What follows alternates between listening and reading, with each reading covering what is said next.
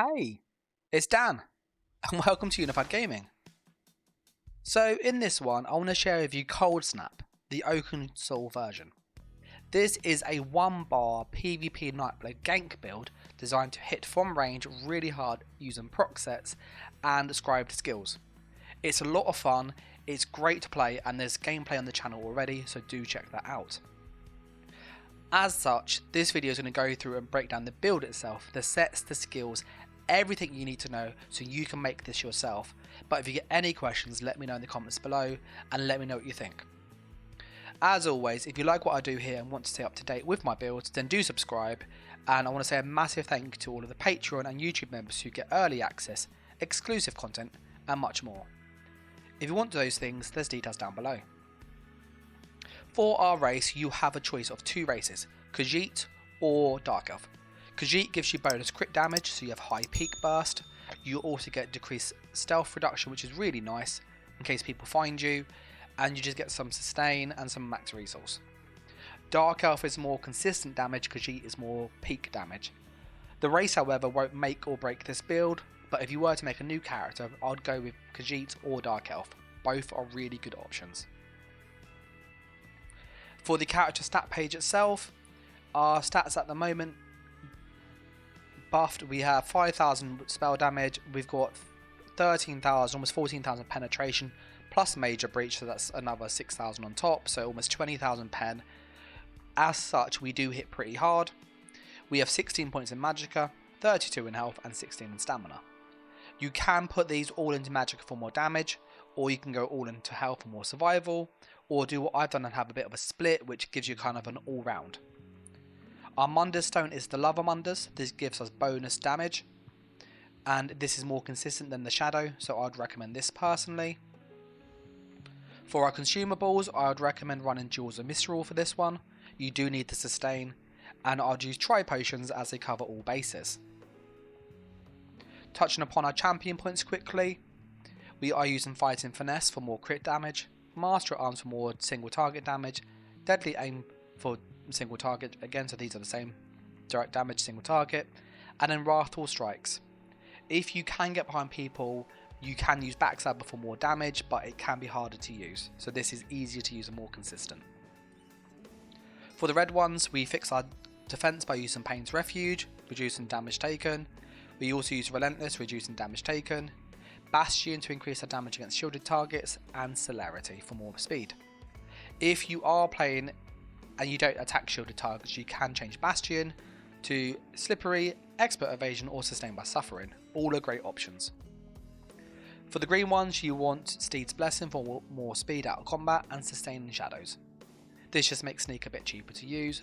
The other two are up to you. As for the skills, with it being an oakensoul build, we only have 5 skills, but they are as followed. We have Chilling Soul. We use Frost damage, Lingering Torment, and Major Breach. This hits really hard. It does about 10,000 like tooltip essentially on that first hit. We then have False Pulse, which hits really hard. We use both of these, as False Pulse is a skill that has a really quick projectile speed. So what that means is you push the skill and the damage is almost instant, so this is really hard to dodge. We then use Siphoning Attacks. This is our sustain. So as we move around, we can sustain with this. This is really helpful to reset to get into the fight quicker. But you can change this for a burst heal. So something like Shrewd Offering is a great option. Alternatively, you could go down to the Sigic Order and then run a race against time or channel deceleration for speed.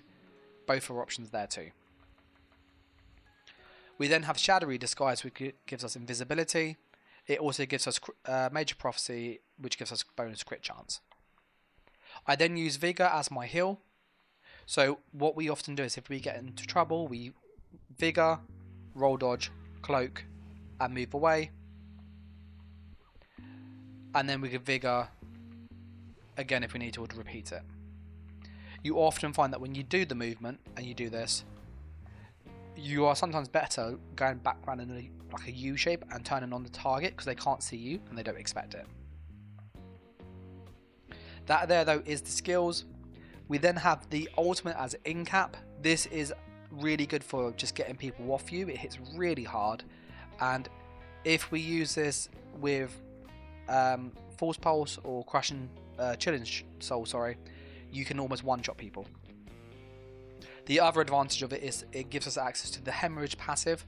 So whilst we have one of these skills from the skill line slotted, we get 10% more crit damage, and the options really is in cap. That's about it. You could use Relentless Focus if you want on your siphoning, and then you could run a different ultimate, but personally I don't think it's worth it.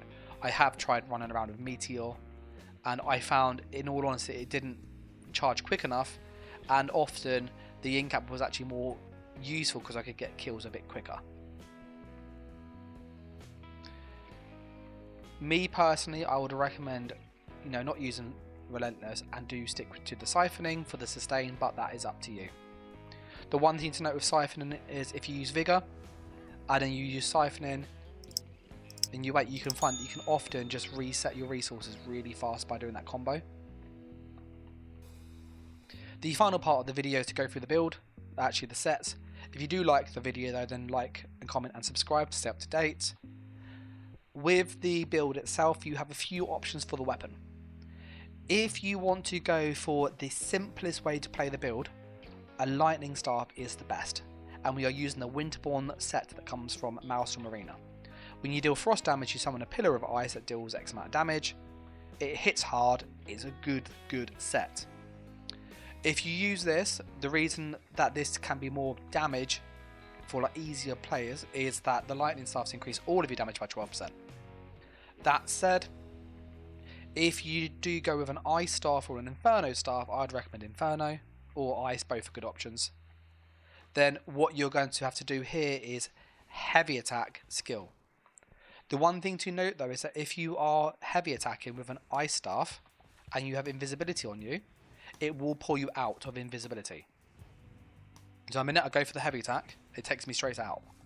So that does mean you do need to be sneaking to do this, but if you do this right, you can get some bonus damage with that heavy attack. So this can be slightly more burst, and with the ice staff, it will proc the Winterborn for you. As for glyph wise, you have a choice of glyphs. I would recommend using decreased health. It is really good against tankier players, but poison's good because it gives you access to the poison status, which is like a pseudo execute, so that's helpful. So is the shock, but we have this already. So me personally, I'll go with the decreased health or the poison. They are really good options.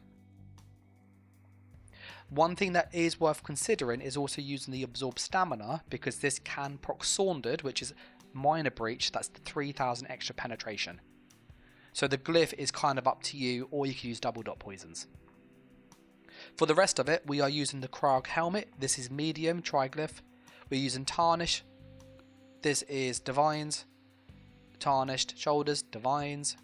Winterborn sash, divines. Tarnished hands, divines. Tarnished legs, divines. And tarnished feet, divines.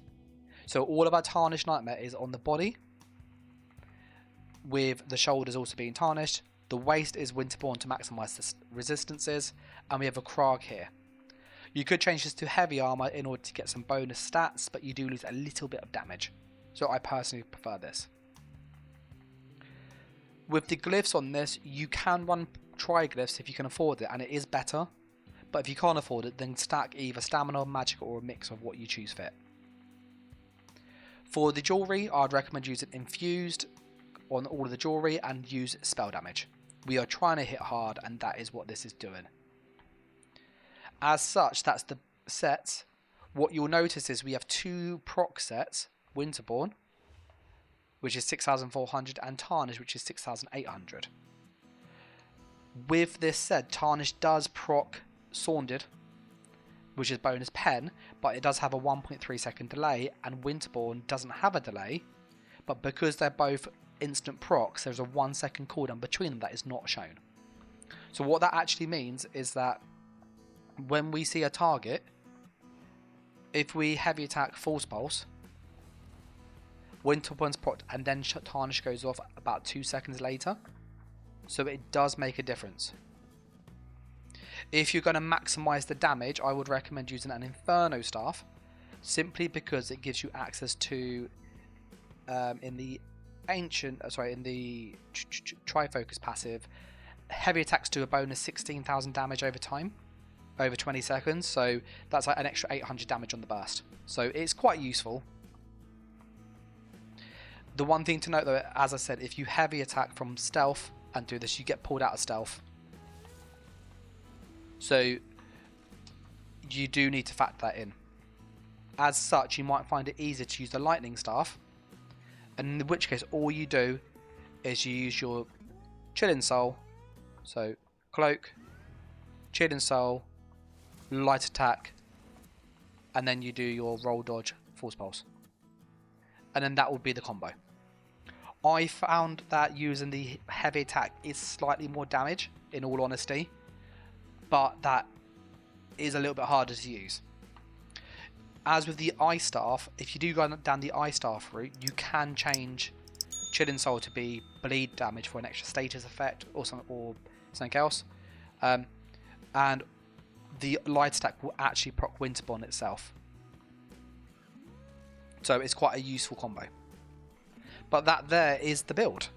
It's a little bit simple to set up, but just takes a lot of time to farm the sets, unfortunately. It is a really good way to play the build and just play like PvP generally. It's simple, it's very effective. It shouldn't be possible in all honesty, but it is. Before I wrap it up here, I will just say that there is a 2-bar version of the build coming to the channel, which in all honesty has more damage, like quite a bit more. It is harder to play, but the damage is well worth it. So I would personally recommend checking that video out if you haven't already. But as always, I'm going to say a massive thank you to all the likes, the comments, the shares and the subscribes. And more importantly, a bigger thank you to all of the YouTube and Patreon members who get exclusive content, early access to the videos and much more. There's details down below. But until then, I'll catch you in the next video or the next stream. So thanks for watching guys. Take care. And bye.